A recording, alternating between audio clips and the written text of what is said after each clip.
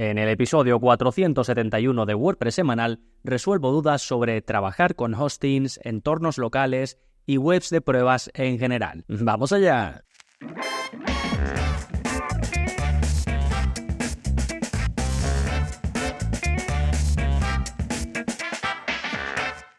Hola, soy Gonzalo Navarro y bienvenidos al episodio 471 de WordPress Semanal, el podcast en el que aprendes a crear y gestionar tus propias webs con WordPress en profundidad. Y hoy te traigo un episodio de preguntas y respuestas que ya sabéis que están sacadas directamente del soporte que tenéis incluido los miembros en gonzalonavarro.es. Hago una pequeña selección de preguntas y en este caso es un Q&A temático. Vamos a hablar sobre hostings, trabajar en pruebas, trabajar en local, incluso detalles específicos muy concretos que acaban apareciendo cuando uno está haciendo ese tipo de procesos, ¿no? En concreto vamos a ver cómo exportar una lista de todas las URLs de WordPress. Por otro lado, te hablaré de opciones actualizadas para trabajar en local o en staging. En una tercera consulta resolveré la duda sobre cómo evitar ocupar demasiado espacio de hosting. En la cuarta resuelvo si es mejor utilizar las opciones de optimización que trae tu hosting o instalar un plugin aparte. Y en la quinta vemos si es mejor hacer las redirecciones desde el panel de tu hosting, desde un plugin especializado o manualmente. En un momentito vamos con todas estas dudas, pero antes, como siempre, novedades. ¿Qué está pasando en gonzalonavarro.es esta semana? Pues seguimos de enhorabuena porque Kinsta vuelve a patrocinar un episodio de WordPress Semanal y hoy te quiero hablar de un tema que cubren muy bien en uno de sus artículos del blog y es por qué tu web carga más lenta si se hospeda en servidores alejados de tus visitantes. Y como digo, Kinsta tiene un muy buen artículo que te voy a dejar enlazado en las notas del episodio, donde te habla de este concepto que es la latencia de red, que es básicamente el tiempo que tarda una serie de datos en ir de un punto a otro de una red. Y aunque si sabes un poquito de esto, estarás pensando que una CDN resuelve esto, ¿no? Resuelve esa entrega de forma más rápida a todos los puntos desde donde pueda acceder un visitante, realmente la primera carga del documento sí que depende del servidor. Entonces, ese punto inicial es importante para que la experiencia de tus visitantes sea más rápida a la hora de ver tu web. Así que aunque las CDNs ayudan, elegir un servidor cerca de tus usuarios es la clave para tener un WordPress más rápido. Y estas son un poco las conclusiones del artículo que te voy a dejar, ya digo, enlazado, como siempre, en las notas del episodio en gonzalonavarro.es/471. Y si quieres probar el alojamiento administrado de WordPress de Kinsta, puedes disfrutar del primer mes de forma gratuita en gonzalonavarro.es/Kinsta. Sí, fantástico, seguimos con las novedades y es el nuevo vídeo de la zona código donde te enseño a forzar el SSL y el HTTPS en WordPress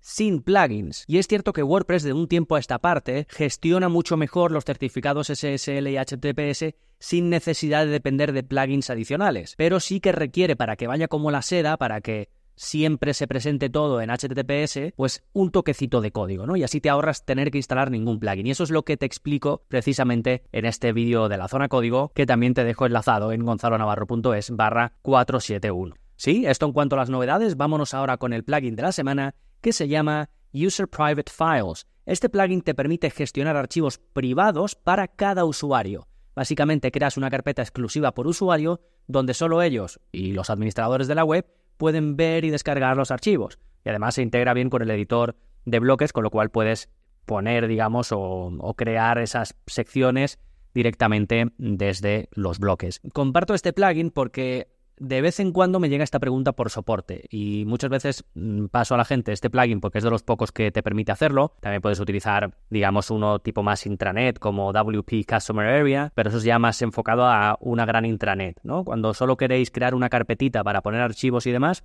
pues este puede venir bastante bien. Sí, venga, pues vámonos ya con vuestras preguntas y mis respuestas. Y empezamos con la primera, que es de Carles y que va sobre cómo exportar una lista de todas las URLs de WordPress. Me dice, quiero rehacer mi web en local. ¿Hay algún plugin o web, herramienta que me saque todas las URLs actuales? Así tengo una referencia para intentar mantenerlas del mismo modo, las que quiera conservar, claro. Gracias. Sí, existe un plugin. Sí, de todas maneras, cuando tú exportas migras una web de servidor a local, te va a mantener la estructura de las URLs. O sea, te cambia el dominio, lógicamente, porque el local es otro dominio, pero la estructura es la misma. Otra cosa es que la vayas a rehacer desde cero o que tú independientemente quieras el listado. Entonces hay un plugin que se llama Export All URLs, o sea, el nombre es muy descriptivo, que os lo dejo enlazado y que justo hace eso, te exporta todas las URLs y ya las puedes tener pues, en un documento y demás, ¿no? Por cierto, os dejo una clase del curso que acabo de renovar desde cero, de WordPress en local y pruebas, donde explico cómo migrar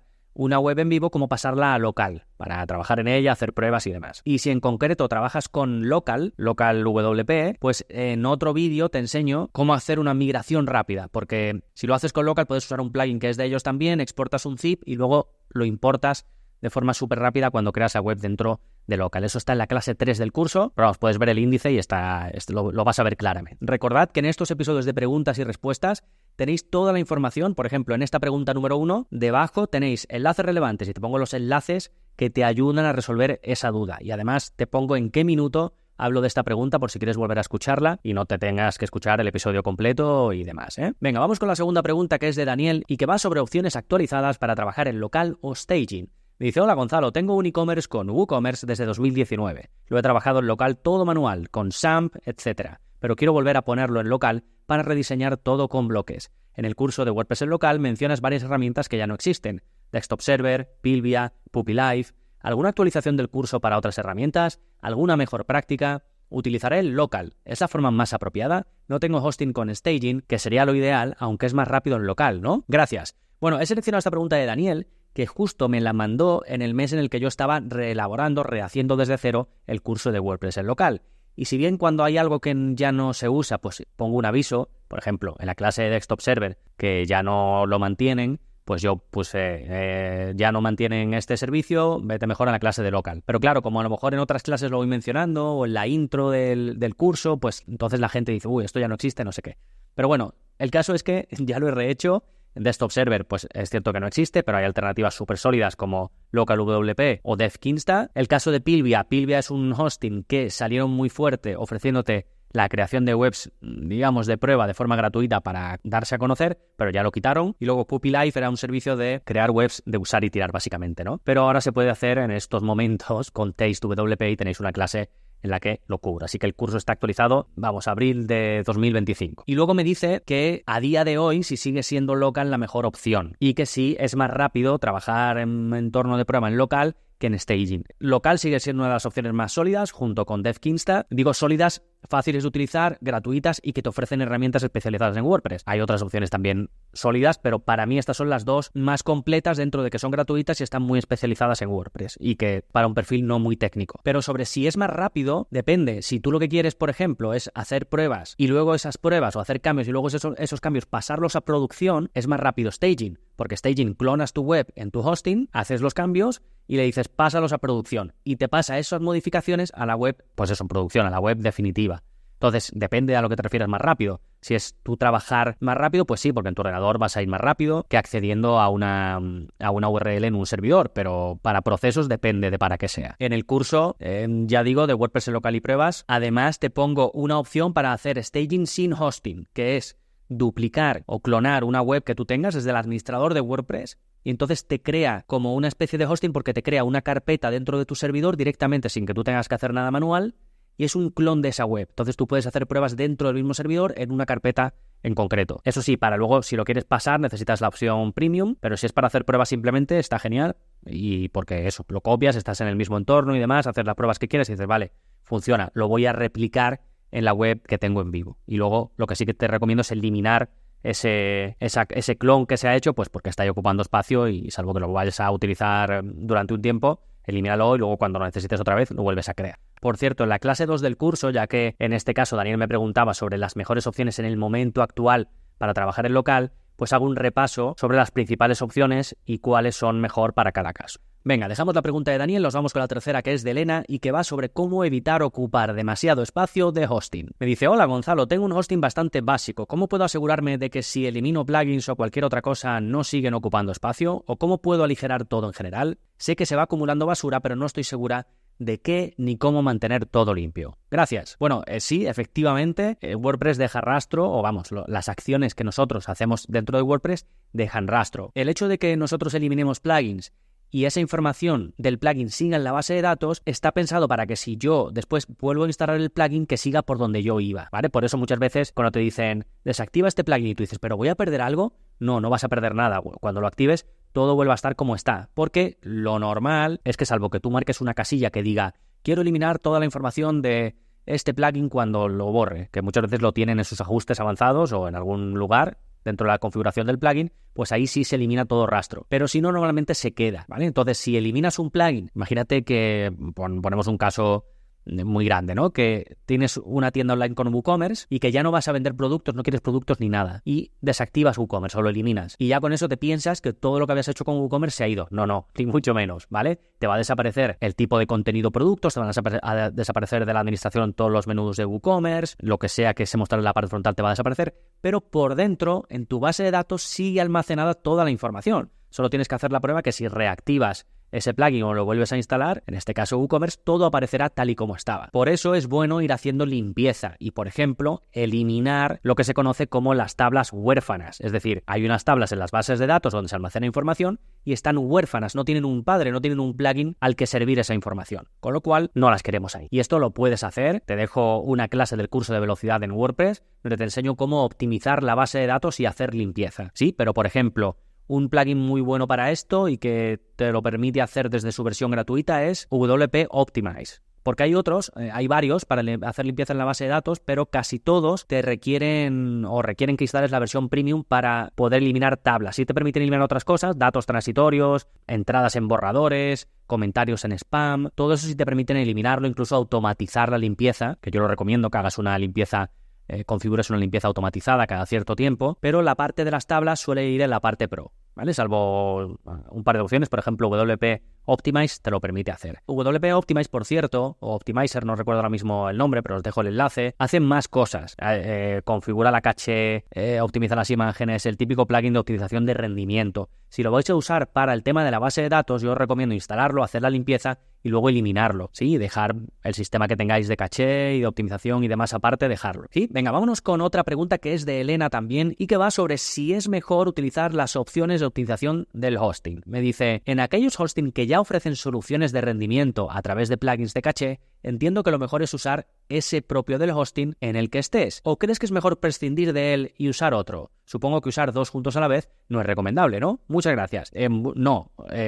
Efectivamente, utilizar más que dos a la vez, dos características a la vez. Por ejemplo, no tiene sentido que instales un plugin de caché y luego tengas el caché del hosting activo. Hay distintos tipos de caché y podríamos entrar a valorar si uno pues se va a ocupar de cachear una cosa y otro se va a ocupar de cachear otra. Cachear básicamente a nivel digamos muy llano es tener una copia preparada en el navegador, esto sería un tipo de caché, en el navegador del visitante para que la siguiente vez que venga le cargue muy rápido. Entonces la primera se guarda en caché de su navegador, por ejemplo, y la segunda que viene, como ya tiene guardada una gran parte, la más importante, pues la experiencia es muy rápida, ¿vale? Ya digo que hay distintos tipos, pero este es como el más representativo, ¿no? Pero bueno, en general, a nivel de optimización, a ver, en general yo te diría que sí, que digamos, si un hosting tiene su propio sistema de optimización, su propio sistema de caché y demás, al conocer bien su infraestructura, en teoría debería de ser mejor, debería de ofrecer mejores resultados utilizar esas características de optimización en lugar de un plugin que tú instalas aparte y que estaría pensado para cualquier servidor y que no está tan especializado en uno en concreto. Lo que ocurre es que muchos hosting pues tienen cosas generales o tienen solo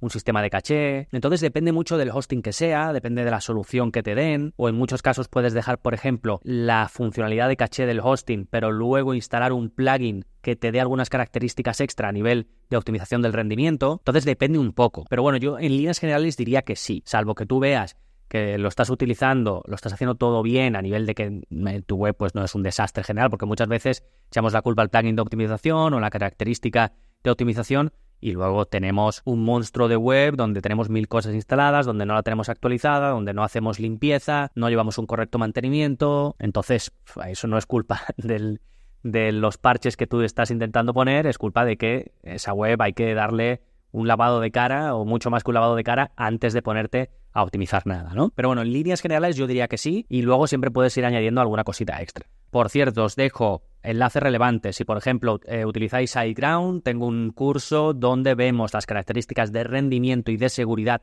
que traen incorporadas, que luego ellos realmente tienen sendos plugins para configurar estas opciones e incluso sirven para gente que no está dentro de SiteGround. Así que es un poco trampa porque realmente es de la misma empresa, pero sirve para utilizar en otras webs, ¿no? Y luego también otro plugin mítico, el más popular diría yo, que es Premium, es WP Rocket, del que tenéis también un curso completo y os lo dejo enlazado. Y luego, si queréis una configuración de caché, si no os gusta la de vuestro hosting o no lo ofrece, y queréis simplemente configurar la caché de una forma gratuita, sencilla, pues lo podéis hacer con el plugin WP Super Caché, que os explico cómo configurarlo en una de las clases del curso de velocidad en WordPress. Pero vamos, tenéis todo enlazado justo debajo de esta pregunta de Elena. Y nos vamos con la quinta y última, que es de Fran, y que me pregunta sobre si hacer las redirecciones desde el hosting, desde un plugin o desde htaccess. Me dice: hola Gonzalo, ¿es mejor hacer las redirecciones desde las opciones del hosting, tipo cPanel o panel de admin propio, desde un plugin de SEO o uno especializado, o manualmente escribiéndolas en el htaccess? Muchas gracias. Bueno, es una pregunta interesante porque realmente te podría venir la duda, ¿no? Si hay tantas maneras de crear redirecciones, ¿no? De poner redirecciones en nuestra web, ¿hay alguna que sea mejor que otra? ¿Hay alguna que me pueda dar algún impacto negativo? Y en la propia pregunta de Fran ya me dice las 4 opciones, básicamente. Una es escribir tú las redirecciones en el htaccess. En el caso de que tengas htaccess, porque tu servidor sea Apache, si no, pues se puede hacer, digamos, parecido, pero no sería en el htaccess. Esto tengo yo un tutorial, está en abierto para todos, donde os explico cómo crear redirecciones 301 de forma manual. Que esto es básicamente decir, esta URL ya no existe, ahora el contenido está en esta otra. Entonces Google lo sabe, o cualquier navegador, cuando intenta ir, pues lleva a otra, ¿no? Y de esto hay que avisar. Si ese contenido está en otro lado, hay que avisar. O si esa URL ha cambiado de nombre, hay que avisar para que Google lo entienda y el resto de motores de búsqueda. Hay veces que no, hay veces que es que simplemente ese contenido ya no existe y tú quieres que Google sepa que no existe y ya está. Entonces ahí no hay que redirigir ni nada. Pero bueno, vamos al caso que nos ocupa. ¿Cuándo viene bien el primer supuesto? Las redirecciones en el htaccess de forma manual. Tú las escribes. Bueno, esto te da, digamos, control total manual sobre la redirección. Tiene varias ventajas. Es la más rápida y eficiente a nivel de servidor. No estás dependiendo de WordPress ni de plugins que intermedian por ahí. Y funcionaría incluso si WordPress se rompe, si falla algo en tu web, como no está desde un plugin ni desde una configuración desde la zona de administración, sino que está a nivel de servidor, porque el htaccess va a seguir ahí en tu servidor, salvo que se borre, claro, pues las posibles redirecciones van a seguir funcionando. ¿Cuáles son las posibles desventajas de este método? Pues que, primero, tienes que tener cuidado al editarlo, porque si tienes un error en el htaccess, pues tu web se va a romper. Y segundo, que no es tan fácil de gestionar si tienes muchas redirecciones o si estás cambiando todo el rato esas redirecciones. Entonces, para mí este método es ideal si van a ser redirecciones permanentes, si son pocas y muy concretas, y ya está. Por ejemplo, después de una migración, si hay un cambio en las estructuras de las URLs, pues puede ser buena idea ponerlo en el htaccess porque lo pones esa vez, esto es algo permanente, no lo voy a tocar más y ahí se queda, ¿sí? Vamos con el segundo supuesto, redirecciones desde el hosting, pues tipo cPanel, Plesk o incluso pues paneles propios de hosting, como puedan tener SiteGround o Kinsta. Pues esto estaría muy bien para usuarios menos técnicos que quieran evitar tener que editar el htaccess o un archivo similar. Las ventajas de esto es que el resultado suele ser el mismo, es decir, el hosting suele escribir en el htaccess por ti estas redirecciones. Entonces, otra ventaja es que tú consigues el mismo resultado sin tocar código directamente, y la tercera ventaja es que puedes gestionarlas visualmente desde el panel, porque vas a tu hosting y ves ahí las redirecciones, pero escritas de una forma mucho más amigable. Desventajas: no todos los paneles ofrecen esta opción, y luego si necesitas condiciones específicas, porque hay redirecciones muy fáciles, esta URL pasa a ser esta, pero hay otras mucho más complejas, cambios de categoría, cambios masivos, bueno, y otros conceptos más técnicos en los que tampoco quiero entrar. Entonces, ¿cuándo sería buena opción esto? ¿Hacerlas desde el panel de tu hosting? Cuando son redirecciones sencillas y no quieres tener complicaciones. Tercera opción, redirecciones con plugins de SEO tipo Rank Math, Yoast Premium, Slim SEO, de los que por cierto tenéis cursos, y esto pues sería ideal para centralizarlo todo desde un plugin que ya utilizas. No me vayas a instalar un plugin de SEO para las redirecciones que no conocemos. Entonces, ventajas: muy fácil de utilizar desde el panel de admin de WordPress, suelen registrar los errores 404, es decir, tú puedes ver páginas no encontradas y decidir si quieres redireccionarlas. Esto tiene mucha relación con el SEO, así que la integración de lo que serían las redirecciones, errores 404 y demás, la tienes como muy intuitiva y todo dentro del mismo lugar. Y luego, estas opciones en concreto que te he dicho te permiten automatizar la creación de estas redirecciones. Si, por ejemplo, yo cambio la URL de una página, estos plugins me van a decir: la URL ha cambiado, ¿te parece que cree esta redirección? Y tú le puedes decir sí o no, ¿vale? Entonces es mucho más fácil. Desventajas: pueden afectar al rendimiento si haces muchas redirecciones, y luego si solo usas el plugin para redirecciones, pues es una carga innecesaria, pero vamos, espero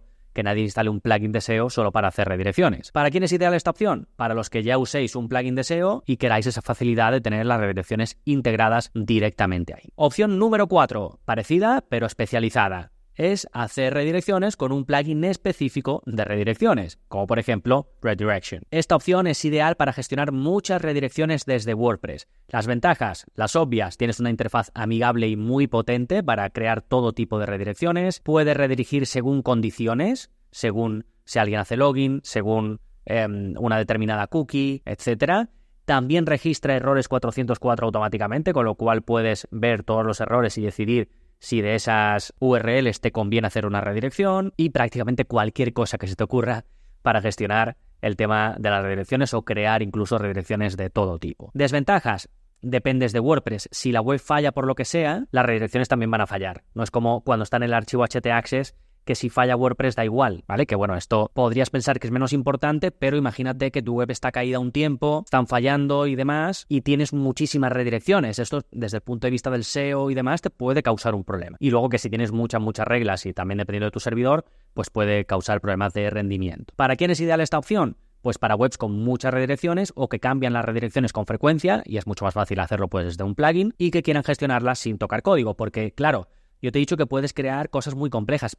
Manualmente también se puede, pero tienes que saber o tienes que utilizar alguna herramienta que te ayude a crearlas, luego copiarlas, llevártela al htaccess, en fin. En general, pues te facilita la vida y te lo hace todo desde un panel más amigable. Sí, resumiendo, esta respuesta me está quedando un poco larga, pero me ha parecido interesante. Cuando son pocas redirecciones importantes y permanentes, hazlo manualmente desde el htaccess o desde el panel de tu hosting. Si por otro lado son muchas redirecciones y tienes que gestionarlo de forma frecuente, seguramente un plugin especializado como Redirection sea la mejor opción. Y por último, si ya usas un plugin de SEO Premium que incorpora redirecciones, pues puedes utilizar esa opción para no tener que instalar más plugins y aprovechar la característica que ya viene, ¿sí? Recordad que os dejo enlaces, pues por ejemplo tenemos cómo crear redirecciones automáticas y manuales con el plugin Slim SEO, que es parte del curso de Slim SEO. Te dejo también la clase sobre redirecciones con Rank Math, del curso de Rank Math, y también el tutorial sobre cómo hacer redirecciones manuales desde el htaccess. Sí, con esto cubrimos las 5 preguntitas de este mes. Recordad que tenéis el mes gratuito en Kinsta y podéis acceder a él en gonzalonavarro.es/Kinsta. Nada más por este episodio, nos seguimos escuchando. Adiós.